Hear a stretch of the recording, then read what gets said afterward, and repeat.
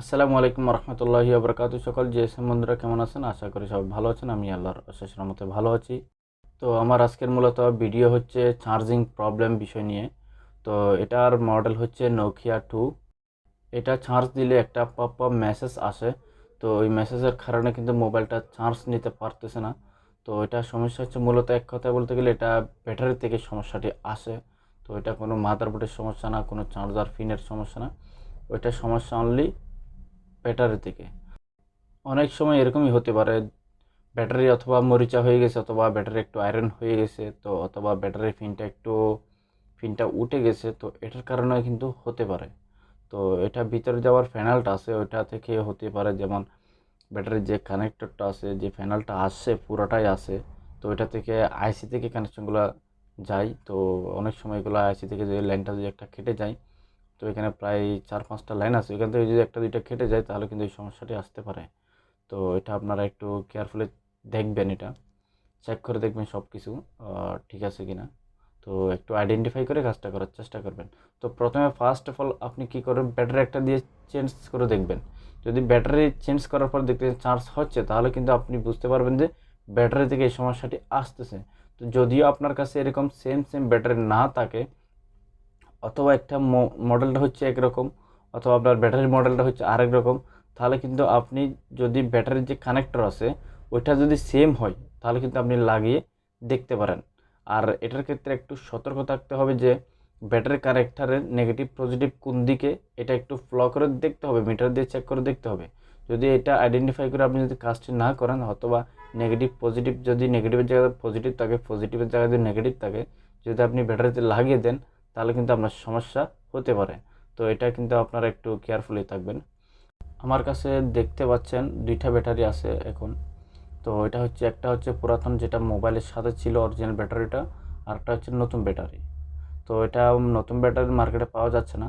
তো এই জন্য আমি এই কাজটা করার জন্য বাধ্য হলাম যে নোকিয়া একটার আরেকটাতে লাগিয়ে দিচ্ছি।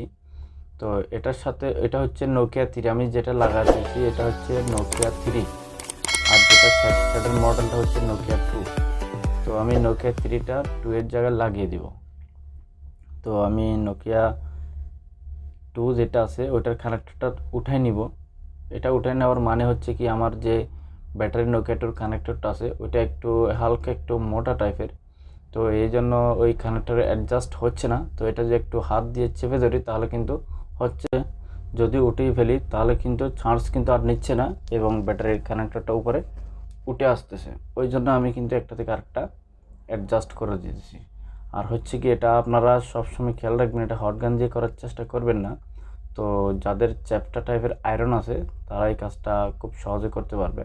আর যাদের নাই তারা কিন্তু চাইলে একটু পলিসি ইউজ করে কাজটা করতে পারবেন। যদি বা কোনো স্টিল যাতে কোনো কিছু থাকে, অথবা এক জায়গায় লিডটা জমা করে রেখে দিয়েন, লিডের উপর রেখে আপনার কানেক্টরটা উপরে রেখে কাজটা করতে পারবেন। কারণ আমার কাছে যখন এরকম আয়রন ছিল না, তখন কিন্তু আমি ওই রকমই কাজ একটা করছিলাম। তো এই জন্য আমার মোটামুটি ওইটার প্রতি এক্সপিরিয়েন্স আছে। তো আপনারা চাইলে ওইটা করতে পারেন, না হইলে অন্য কোনো বা কোনো স্টিল যাতে কোনো কিছু থাকলে ওইটা দিয়েও করতে পারবেন। তো আমি আয়রন দিয়ে একটু ভালো করে অ্যাডজাস্ট করে নিচ্ছি। তো আপনারা এটা কিন্তু কানেক্টর লাগার পর কিন্তু আয়রন করতে হয় না, তো তারপর একটু মজবুত হওয়ার জন্য আয়রন করতেছি। তো আপনারা আয়রন করার ক্ষেত্রে কিন্তু একটু কেয়ারফুল থাকবেন যে আয়রনের যে লিডটা আছে, লিডটা যাতে কানেক্ট হয়ে না যায়। যদি একবার কানেক্টর লেগে যায় তাহলে কিন্তু হয়তো আজকে প্রবলেমটা দেখা না দিলেও কিন্তু হয়তো কোনো এক সময় কিন্তু প্রবলেমটা দেখা দিতে পারে। তো কারণ ওইটা যদি লিডটা থাকে, ওইখানে যদি ময়লাটা লাগে, তাহলে কিন্তু ওই সময় কিন্তু ওইখান থেকে ডিসকানেক্ট হয়ে যায়। এটার প্রতি একটু কেয়ারফুল থাকবেন।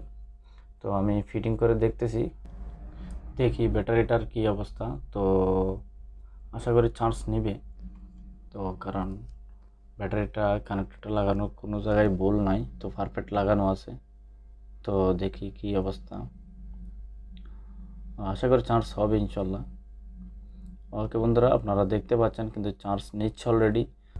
আমরা কিন্তু কাজ করার ক্ষেত্রে একটু রিচার্জ করে কাজ করতে হবে, তাহলে কিন্তু আমাদের কাজ কিন্তু খুব সহজ হবে। তো আমরা কিন্তু কাজ করার আগে কিন্তু যে সমস্যাটি আসে, তো মোবাইলের প্রতিটা সমস্যা কিন্তু উল্লেখ করে মোবাইলে বলে দিই যে এখান থেকে সমস্যা। তো দেখতে পাচ্ছেন এখানে যে পপ আপ মেসেজটি আসছিল, তো এটা চাইলে আপনি ইংলিশ একটা ট্রান্সলেট সফটওয়্যার ইউজ করেন, প্লে স্টোর থেকে পাবেন এটা। তো ট্রান্সলেট সফটওয়্যার আপনার যে ইংলিশ লেখাগুলো আছে এগুলো কপি করে আপনি বাংলা ট্রান্সলেট করেন। ওইখানে আপনার কী সমস্যা মোবাইলের ওই লেখাটা আপনি পড়ে বুঝতে পারবেন যদি আপনি ইংলিশ না বুঝেন।